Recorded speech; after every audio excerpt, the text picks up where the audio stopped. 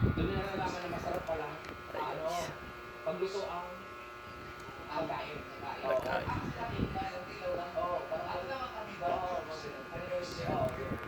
Dito pagkakaalam ko eh. Tapos, Batang to. Makayo. Ihilangan mo. oh.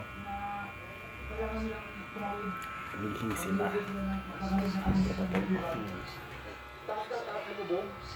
Tulog na sila.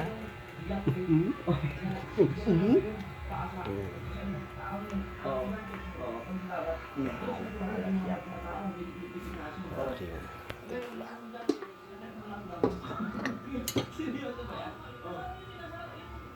Ano lang na kwento, ano lang. Alat ah.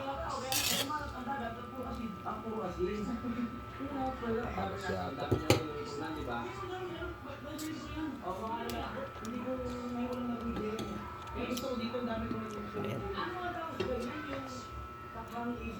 Napaalat yata.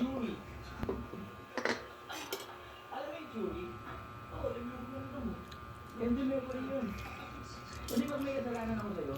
Sorry!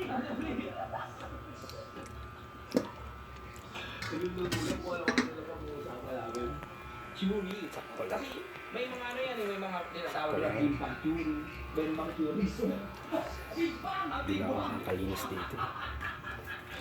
Dumi. Marumi siya, marumi. Naligo na to. Kaligo na si Alex.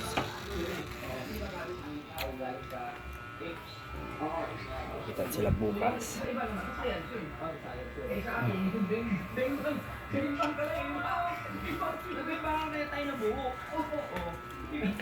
Naiba kasi ang word ng bemba ngayon kasi dati ang ibig sabihin niyan. Pag binemba ka, bakit inano ka, pinalo ka, o pinangaralan, ganun. Ngayon kasi, bawat generasyon, nagbabago-bago yung pinauso mga word. Kaya ngayon, nagiging masama. Dapat talaga ano yan. Kita nyo bukas. Ito yung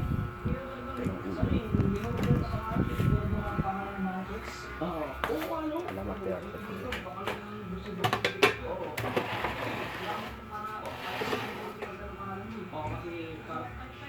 Yung Martes parang gusto mo sa kasi.